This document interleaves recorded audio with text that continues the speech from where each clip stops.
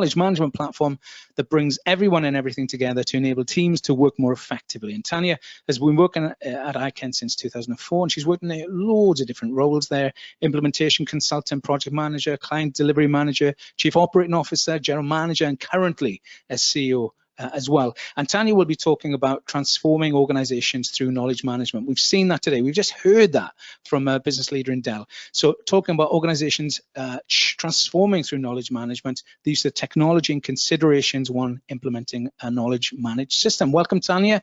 Thanks for joining us today. Great to have you with us. Thank you very much, David. I'm really pleased that I saw Bit's session there, because it does lead into some of the things I want to talk about today, including some of those information silos, which we're going to be diving into just now. Good stuff. So everything's rock and roll in this end. It looks great. So over to you. Thank you. Thank you very much. Thanks, David.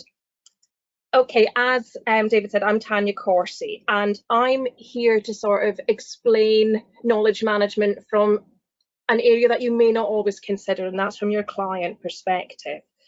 I came into knowledge management through a rather circuitous route. I'm kind of old school. I did an undergrad degree in librarianship and information studies in the 1990s. So I've been an advocate of good quality data for over 30 years. And I've worked in many different roles in many different industries, as well as my many different roles at Iken. But the single unifying aspect of all of these is the input, classification, and retrieval of relevant information is absolutely critical to the success of each and every organization. Sorry, I can't, oh, there we go. So a little bit about Iken. So first of all, the company name is a little bit strange, but it is in fact a play on words. Iken is actually Scottish for I know, and our tagline is know what matters. Our logo is a tree, sometimes referred to as the tree of knowledge, while others look at it as information flowing up and down the roots and pushing knowledge up and down the branches. So we've been innovating, developing and improving our systems from the 1990s. We work with about 250 in-house teams around complex organisations. Now, the majority of those are legal teams. Now, lawyers, for those of you that haven't had an opportunity or luxury to work with some of them, are incredible knowledge workers. They use lots of different data at lots of different times, and they store information like you wouldn't believe. But we also work with about 12 to 13 other types of teams, from strategic HR, contentious HR, trading standards, governance teams, lots of different areas. And we provide configurable case management solutions to our clients, ensuring that our products align with the needs of the organisation. So we expect our clients to buy what they need when they need it, no more and no less than that. And we've had many of our clients since the early 2000s, when our first versions of the software came to market. So we build those long-term relationships. We very much work in partnership with our clients. As you would expect, we're ISO 27001 certified, but it's configuration which separates us from some of our competitors. You can put your own data dictionaries into our reporting suite. You can build your own workflows. You do not need to employ your own developers. The user units themselves can keep the system up to date and managed. And we're also one of the few to integrate fully with our cloud platform and the Google Suite, as opposed to the ever dominant Microsoft. So our ethos is that our users are at the heart of everything we do. They should be able to manage the system themselves with a little bit of help and advice from us. And we're pretty light touch from a IT perspective. We don't expect our users to reinvent the wheel. We make the workflows that any of them build shareable throughout any organisation. So if somebody's wanted to build a subject access request or a debt recovery or a contract management workflow, those are available to any of our clients who wish to use it again. So here are some of the keywords around aspects of the work that we do for our clients. Beth already talked about the impact of COVID-19 and that acceleration in digital transformation. So many organisations are trying to simplify their IT estates and utilise flexible systems such as case management in more than one business unit. In fact, one of our London Borough clients has been trying to move from over 300 different business applications to a core group of about 26. I'm almost intrigued to go back and see how that journey is going. And that brings with it the desire to move to blended systems and more integrations, reusing the data already entered in one place. And this gets us ever closer to that holy grail, that single point of truth that we all love so much. But it does bring with it a whole new set of concerns. We need to start thinking about our data supply chains, the APIs and integrations from a data processor and data controller perspective. We need to think about data in transit. We need to think about corporate-wide naming conventions. We may also need to start thinking about obfuscation and pseudonymization when we're pulling information out from all of these different siloed systems. And organisations like each of ours are working our way methodically through some of these, hand in hand with all of our clients. But what is case management and why does it differ from knowledge management that you're also familiar with? There's not really very much difference. Case management systems are by their nature knowledge management systems. So they assist individuals and their organisations to manage their workload and their associated risks, and are configured to allow role-based access so that only individuals or teams who should be able to access that information are able to do so. They're built for heavily regulated and process-driven work, where both structured and, more importantly, sometimes unstructured data is held. So within our system and many others, there's dates, there's alerts and escalations, free text fields that can be pulled into reports or documents. You've got conditional formatting for different scenarios and outcomes. You've got all sorts of different documents. You link your stakeholders. There's audit trails, you manage deadlines, you can input financial controls such as penalties and interest accumulation so that when you send out a revised invoice, it can accommodate all of those things. And all of this can be held, searched, reported upon and reused by those users and managers that need to do so. So you can see there we've listed some of the types of work that we commonly help our clients with. Many of our clients that are smaller, maybe in teams of sort of 6 to 12 users, really like to use our system as more of a document management system, an intelligent document management system, where content searching, querying, and version control is really easy to conduct, where you can work on complex documents where multiple changes, variations, and amendments are required by multiple stakeholders. And you can roll back to previous versions and incorporate different things. Lawyers love all of this stuff. Procurement teams love version control. So this is different from some of the on-demand updates, when we're all working in collaboration on live documents at the same time. A lot of our clients don't like the thought of that. They like things like tracked changes. They like to be able to go and accept certain things and discard others or negotiate. Obviously, there's standard business rules in place. For example, you can't delete a case if there are documents, activities, or workflows or anything associated with it, and everything has full audit and case logs. Obviously, there's a standard reporting system, but let's have a real look at what some of the elements, some of which you'll be very familiar with as knowledge workers, some of which you may be less familiar with, and why there's such an onus put on it by some of our clients.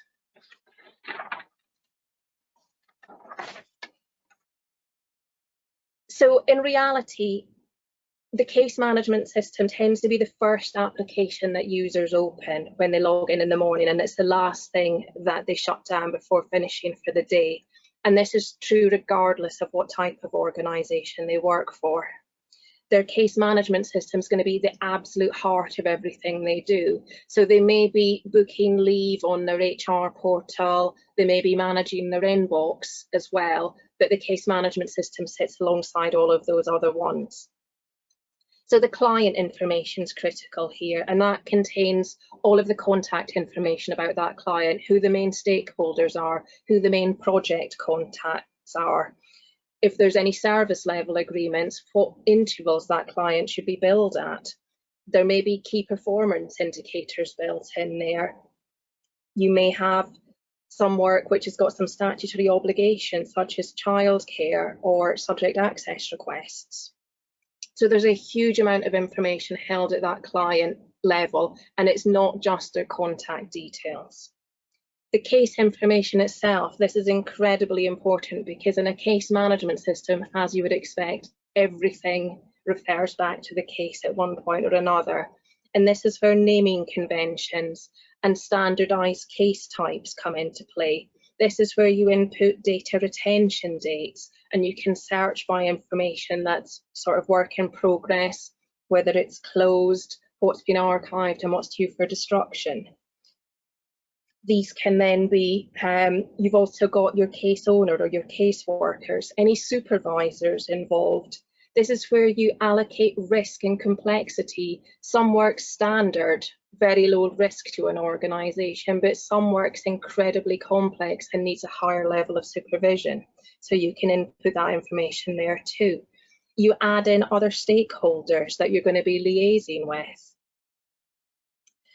And this is where access controls put in place, and this is incredibly important, so that only those people that should have access to this case can do so. Sometimes things are so confidential that you also have to have a little bit of obfuscation available within the naming conventions, because you may not want the fact known that there's been a complaint about the chief executive, for instance. You may need to have a standard naming convention to deal with those, so that when the case information goes into wider sort of business analytics tools, then that information is withheld or obfuscated in some way. The document store is king to all of this as well. So it includes everything that's been created, received, imported and shared. You can work with predefined templates and precedents, pre-populated with metadata and other core information. It's linked to matter types and links directly to the workflow. So those free text and standard fields can get pulled in. Content searching is available, and you've got sort of content searching, all sorts of things available when you've got sort of tens of thousands of documents in one case. And what this means is that when the caseworker's away on holiday or out of the office, a colleague can dive in and see exactly what's going on when, without having to access their inbox as well, because all of those emails are stored in native format within the file store. The workflows are incredibly important, and again, these are sort of process maps, and they're linked back to work types. You can put lots of conditional formatting in here so that a user would only see the steps that's available based on a set criteria. So you're only using the documents or the dates or SLAs that are relevant to that part of the process. And they're also incredibly useful for managers and supervisors, allowing the senior team to have an oversight of risk, to see trends at a glance across cases, and to sense check that they're meeting statutory deadlines, such as freedom of information requests. Time recording is one of those areas that, unless you're a lawyer, you're probably less familiar with. But lots of us recharge time back to our internal departments. And most of our clients use this to provide estimates of costs to court. There's many different ways to time record. You've got automatic document time recording, you've got stopwatches, retrospective time recording. You can upload time in 6-minute units. You can do all varieties are out there. But all this is showing the value that this particular user and the team add back to the organization. And a lot of our clients use their time recording data to gather evidence to grow their teams. So it's incredibly easy for them to build a good business case to get more people to help them get through the workload at peaks and troughs. Reporting for all of us, this is the most important thing of all. When you put data in, you need to be able to get visibility of that at any point. So you can get any information out from workflows, from gap analysis. You can look at who's the average time that cases are open, the average amount of time it would take to do a particular piece of work, so you can improve your rates and your SLAs with your clients. Billing is for those commercial teams that really want to use recharging, and our billing can often interact and integrate with some finance systems so that cost codes can be produced and projects are allocated against that. Audit trails and logs I've not put on here, but again, incredibly important. You all need oversight of who's been trying to access what, if there's been an issue, what's gone wrong. That's where we are with all of that. And the last one on there, and this is very much anyone that's involved in tribunals, anybody that's doing large scale report building, but most commonly court bundling itself. So this is the collation, indexing and paginating in date and in section order, pre-specified by individual judges or court preferences. All of the documents, photographic and illustrative images relating to the case in question. And then it can be shared and uploaded into digital courtrooms and so on. So this is it's relatively new. It still surprises me how many people I see trying to deal with paper bundles. It is insane in this day and age. So that's in reality the key aspects of a case management system. So your knowledge base, the information you publish, the wikis are all within this aspect for the terminology that you may be more familiar with. Bit talked earlier about digital transformation and what that means for organisations and for clients. And we found that we're doing an awful lot more education on this, especially for clients that want to procure our cloud product. We need to make sure that they're asking the right questions. We need to ensure that they're actually ready for this transformation, that they've got some of the underpinning tools in place. So, we need them to be on Office 365, we need Exchange Online, we need SharePoint set up. If you want that integration and to maximise the efficiencies gained in the products that you've invested in, then it's a good fit. If you're still using an on-premise Exchange tool, then our product's going to have to be an on-premise one to fit in with that until you're ready for that cloud journey. So we start off understanding what their existing estate looks like, and then we tend to look at, we want to work with IT at this point to understand simple preferences around two-factor authentication and single sign-on, as well as AD permissions, because again, all of these should be happening before contracts are signed, before we kick a project off. And then we need to ensure that the business unit that wants to buy a system has a problem that they need to solve, or what do they want to improve? What issues have they got now? Why do they want to move away from their current systems, for instance?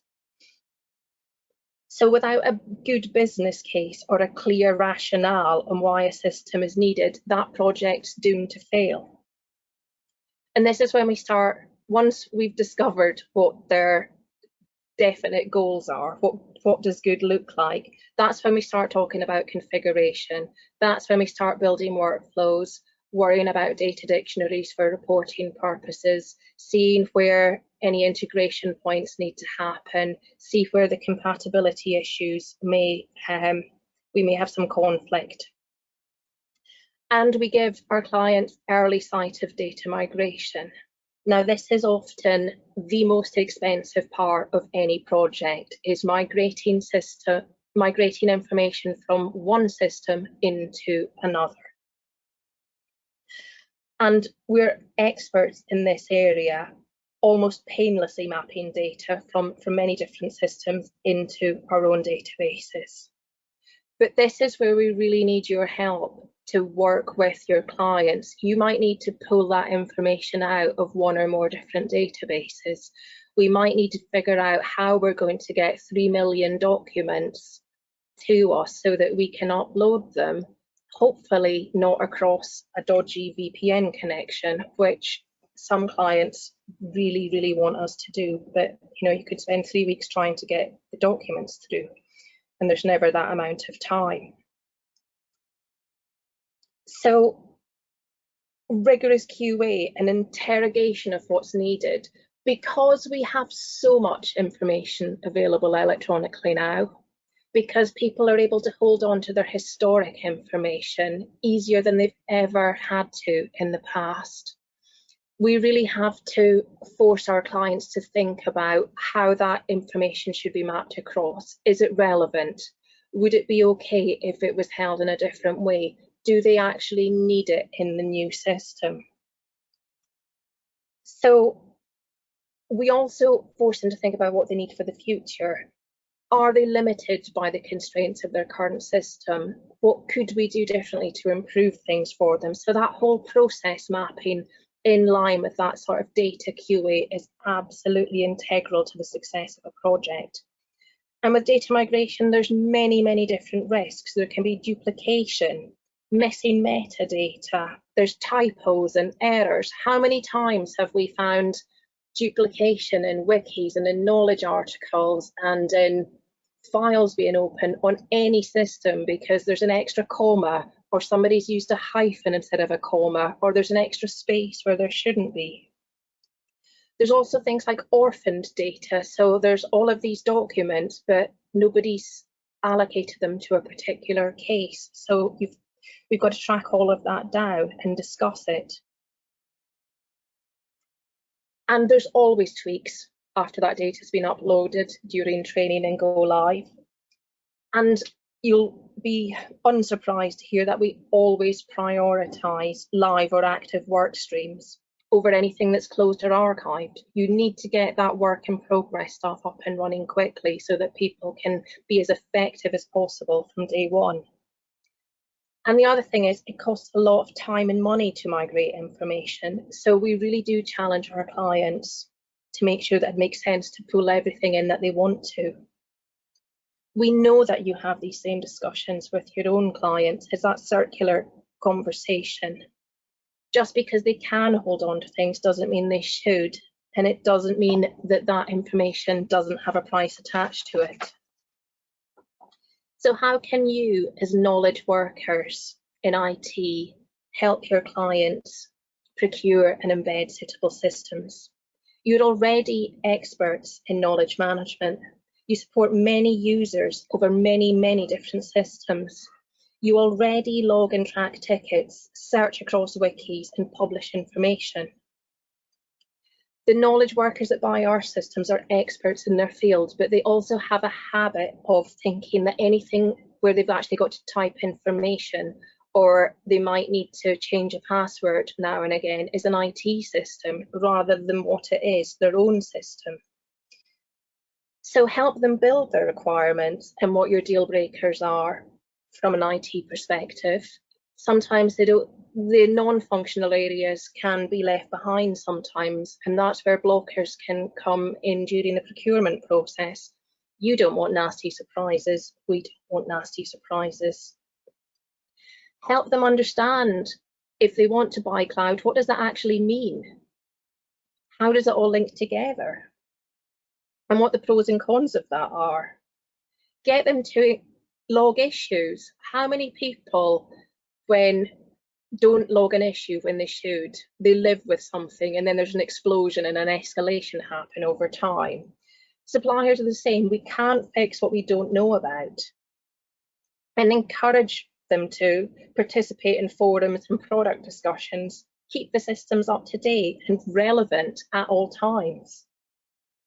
And then help them understand how and where their data is held. Again, people don't understand if they click print on their desktop, especially during these times where very few of us are back in the office, they're actually printing to a central point in the office rather than printing at home. All of these things need to be worked out. They need to be mapped together so that our users and your users understand where all of this is held and where the challenges are. But I wanted to emphasize some of the hidden benefits of case management from an organization perspective. And for me, it's about keeping manageable mailbox sizes. We store a true copy of an email within the file store. So that means that emails can be deleted or archived from a user's mailbox. The worst instance I ever found was 25 years worth of emails that had never been deleted from a user. He just kept absolutely everything because he was terrified of not being able to find something or to archive anything off. So systems like case management remove the need for this level of comfort blanket. It's also about managing risk and responsibility. If somebody goes off sick unexpectedly, you can transfer their workload to one or more other users, and there's visibility of where all of that work in progress is. Workflows can be configured and amended easily, and some can be set up in advance. So if you know a process is going to change at a particular date and time, you can choose to set that new process map to be available from a set date.